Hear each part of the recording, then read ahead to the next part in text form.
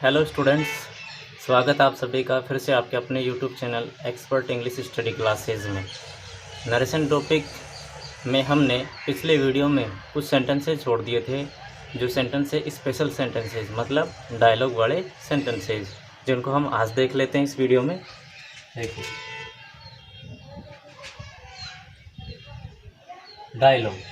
Dialogue वाले sentences.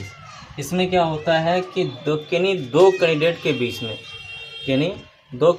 बीच में कोई कन्वर्सेशन होता है। उसी कन्वर्सेशन को हम इनडायरेक्ट स्पीच में चेंज करते हैं और रूल वही अप्लाई होते हैं जो हमने अब तक पढ़ लिए हैं। बस थोड़ा सा चेंज कहाँ होता है मैं आपको बताऊं। इनके अंदर बस थोड़ा सा ये होता है कि ग्रीटिंग्स आ जाती है, संबोधन। जैसे मान लीजिए कि कई बार सेंटेंस में ओके आ जाता है, ओके, इसके बाद सेंटेंस शुरू होता है, तो जो हम रिपोर्टिंग वर्ब सेड और सेड टू चेंज करते हैं, उनके साथ सेंटेंस में जो आगे बताए उसके अकॉर्डिंग वो चेंज होगा, लेकिन उसके साथ साथ उस चेंज के साथ साथ ओके आया, इसके लिए भी थोड़ा और ऐड करना पड़ता है। ओके आ गया तो अपन चेंज करते हैं विद एक्सेप्टेड। किसे चेंज करेंगे? विद एक्सेप्टेड से। अगर यस आ जाता है तो क्या करेंगे? Yes in affirmation. यस आ जाए तो किस में चेंज करेंगे? इन अफर्मेशन में, या फिर इन पॉजिटिव, इसमें चेंज कर देंगे। इन अफर्मेशन या फिर इन पॉजिटिव। अगर नो आ गया तो किस में करेंगे? इन नेगेटिव। समझ रहे हैं? ये जो वर्ड हैं जो मैंने लिखे, ओके, यस, नो, ये आते हैं आरएस के सेंटेंस में, फर्स्ट में आ जाते हैं। अगर हेलो आ गया तो फिर क्या करेंगे? ग्रीटेड। क्या करेंगे? ग्रीटेड कर देते हैं। अगर सेंटेंस किससे शुरू हो जाए? थैंक यू से, तो फिर जो रिपोर्टिंग वर्ब है अपन उसको चेंज करेंगे किस में? थैंक्ड में। ध्यान रहेगा। कुछ इस प्रकार के क्या है कि जो चेंजेस हैं जो एक्स्ट्रा लग जाते हैं। ठीक, देखिए कुछ सेंटेंस अपन देख लेते हैं डायलॉग वाले सेंटेंसेस के।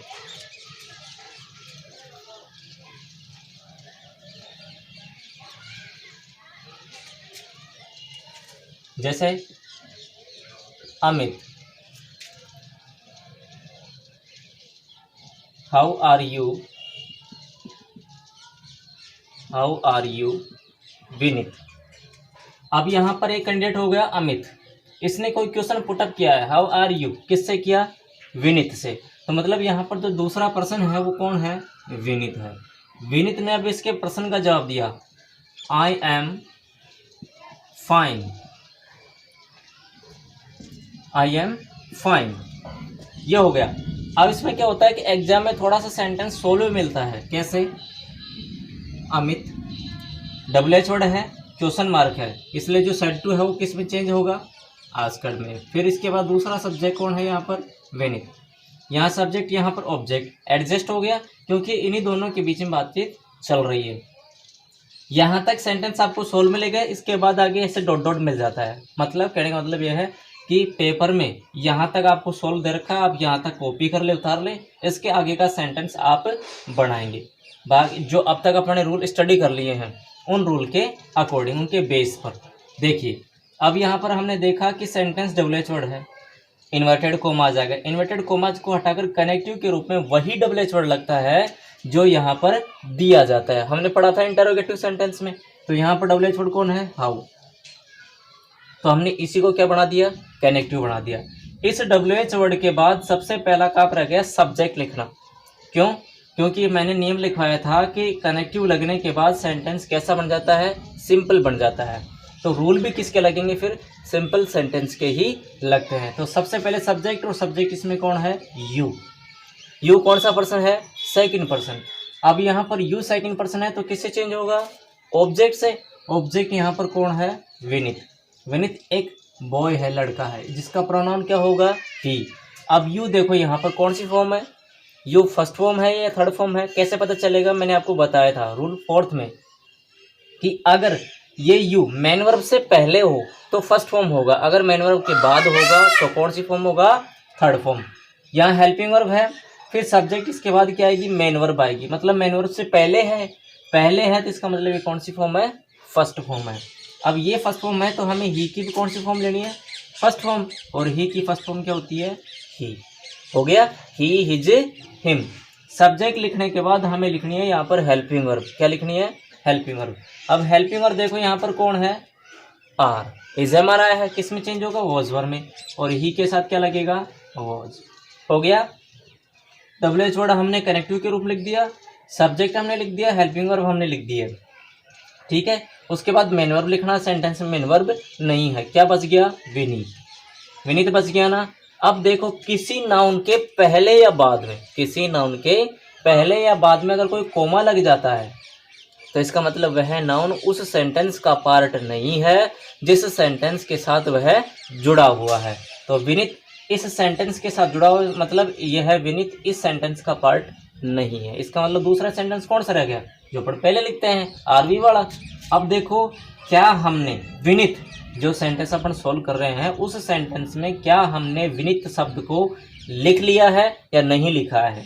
तो हमने देखा कि अमित आ चुका है, दूसरा कैंडिडेट कौन है, विनीत। इसका मतलब हमने विनीत पहले लिख लिया। अब दोबारा से इसको लिखने की जरूरत नहीं है, क्वेश्चन मार्क हट जाएगा, यहीं क्या लग जाएगा, फुल स्टॉप, सेंटेंस सोल्व। दूसरा sentence, Raghu said to Rajesh, can you lend me some rupees for today। ये हो गया। अब यहाँ पर देखो रघु सेड टू राजेश, दो कैंडिडेट हो गया, इनके बीच बातचीत चल रही है। अब राजेश रघु को क्या करेगा, जवाब देगा। Rajesh said to Raghu, okay I will give you. हो गया, ये सेंटेंस है यहाँ पर।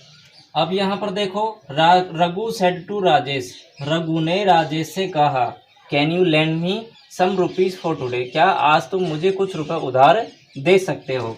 हेल्पिंग वर्ब से शुरू हुआ, लास्ट में क्वेश्चन मार्क। सेंटेंस कहाँ तक सोल्व मिलेगा, देखो रघु सेड टू किस में चेंज होगा, आस्क्ड में, दूसरा कैंडिडेट राजेश। हो गया, यहाँ तक आपको सेंटेंस सोल्व मिलेगा, इसके आगे आपको बनाना है। अब आप देख रहे होंगे कि सेंटेंस हेल्पिंग वर्ब से शुरू है, और हेल्पिंग वर्ब शुरू हो तो कनेक्टिव को हटाकर इन्वर्टेड कॉमास को हटाकर कनेक्टिव के रूप में क्या लग जाता है, इफ लग जाता है। इसके बाद वही सब्जेक्ट इसमें कौन है, यू। कौन सा पर्सन, सेकंड पर्सन। ठीक है, सेकंड पर्सन है तो कहाँ से चेंज होगा, ऑब्जेक्ट से। ऑब्जेक्ट यहाँ पर कौन है, राजेश, जिसका प्रोनाउन ही। अब यहाँ पर देखिए मेन वर्ब से पहला है तो ये फर्स्ट फॉर्म है। अब ये जब फर्स्ट फॉर्म है तो ही की फर्स्ट फॉर्म क्या होगी, ही। कैन किस में चेंज हो जाएगा, कुड में। उसके बाद मेन वर्ब क्या आ गई, लैन। फिर देखिए मी, कौन सा पर्सन, फर्स्ट पर्सन। जब ये फर्स्ट पर्सन है तो कहाँ से चेंज होगा, सब्जेक्ट से। सब्जेक्ट यहाँ पर कौन है, रघु, इसका प्रोनाउन भी क्या होगा, ही। मी देखो कौन सी फॉर्म है, थर्ड फॉर्म, आई माई मी थर्ड फॉर्म है तो ही की थर्ड फॉर्म हिम। हो गया। फिर देखो सम बदलता है क्या, नहीं बदलेगा, जो नहीं बदलता है उसको वैसे के वैसे लिख दो, रुपीज़। फोर भी नहीं बदलेगा, टुडे बदल जाएगा किसमें, दैट डे में। क्वेश्चन मार्क को उठा दो, क्या लगा दो, फुल स्टॉप। समझ में आ गई यहाँ तक। इसके बाद देखिए सेंटेंस में क्या आया, ओके, ये वाला सेंटेंस है, देखो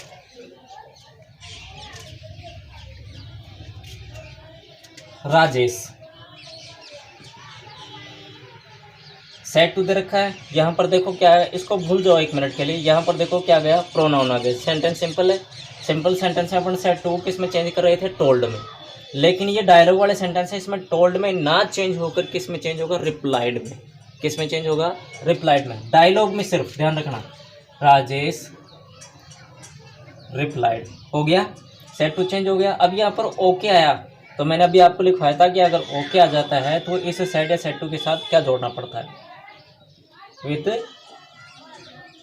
एक्सेप्टेड, जोड़ दिया पढ़ने, इसका मतलब ओके हट गया, इसका काम खत्म। क्या रह गया यहाँ पर, रघु। इन्वर्टेड कोमास को उठा देंगे, कनेक्टिव दैट। फिर क्या गया, आई। आई कौन सा पर्सन है, फर्स्ट पर्सन। फर्स्ट पर्सन कहाँ चेंज होगा, सब्जेक्ट से। सब्जेक्ट यहाँ पर राजेश, जिसका प्रोनाउन ही। आई फर्स्ट फॉर्म, तो ही की फर्स्ट फॉर्म ही। फिर उसके बाद देखिए यहाँ पर विल आ गया, किस में चेंज हो जाएगा, वुड में। गिव का गिव, यू आ गया, कौन सा पर्सन है, देखो सेकंड पर्सन। कहाँ से चेंज होगा, ऑब्जेक्ट से। ऑब्जेक्ट यहाँ पर रघु, ठीक, जिसका प्रोनाउन ही। अब यहाँ पर देखो मेन वर्ब के बाद आया, तो ये कौन सी फॉर्म है, थर्ड फॉर्म। ये अब तक तो पहले आ रहा था, जैसे पहले मेन वर्ब से फर्स्ट, अब मेन वर्ब के बाद आया तो थर्ड फॉर्म। अब ये थर्ड फॉर्म है, तो ही की थर्ड फॉर्म क्या होगी, लास्ट में क्या लगा देंगे, फुल स्टॉप। इस तरह से सेंटेंस कंप्लीट किया जाए। दूसरा सेंटेंस देखिए,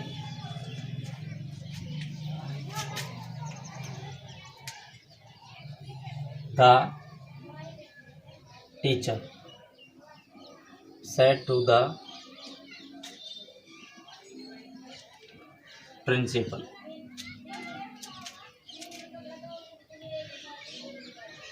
can I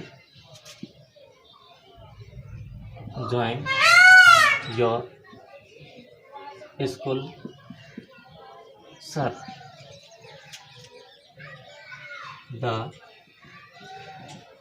principal said to the teacher, yes, you can. The teacher said to the principal, thank you sir. ये है, यहाँ पर देखो कन्वर्सेशन हो गया टीचर और प्रिंसिपल के बीच में। देखिए ये वाला सेंटेंस चेंज करते हैं, हेल्पिंग वर्ब से शुरू हुआ, लास्ट में क्वेश्चन मार्क है। द टीचर, सेट टू किस में चेंज होगा, आस्क्ड में, ठीक। क्या रह गया, द प्रिंसिपल। यहाँ तक सेंटेंस आपको पेपर में सॉल्व मिलता है।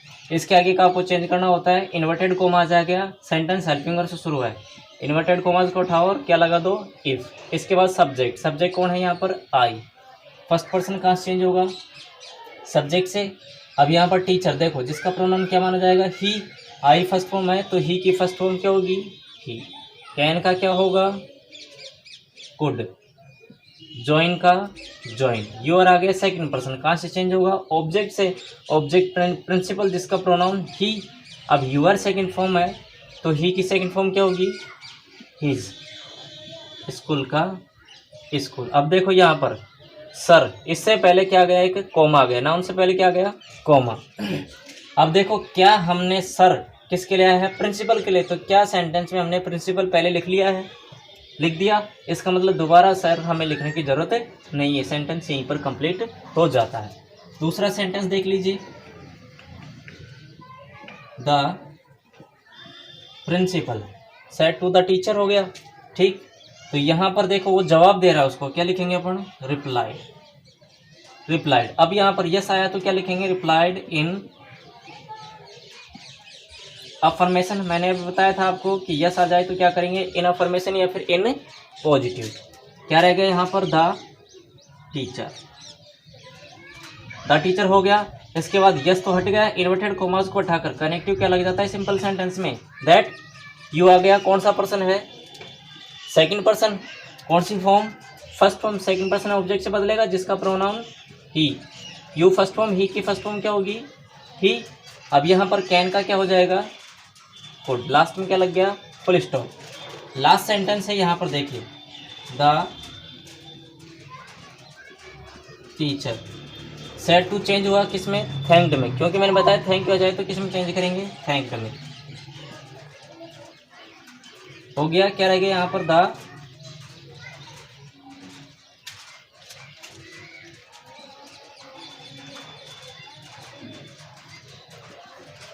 Principal, thank the principal. अब सर आया तो क्या लिख देंगे अपन, विद रेस्पेक्टफुली, रेस्पेक्टफुली, और लास्ट में क्या लग गया, फुल स्टॉप।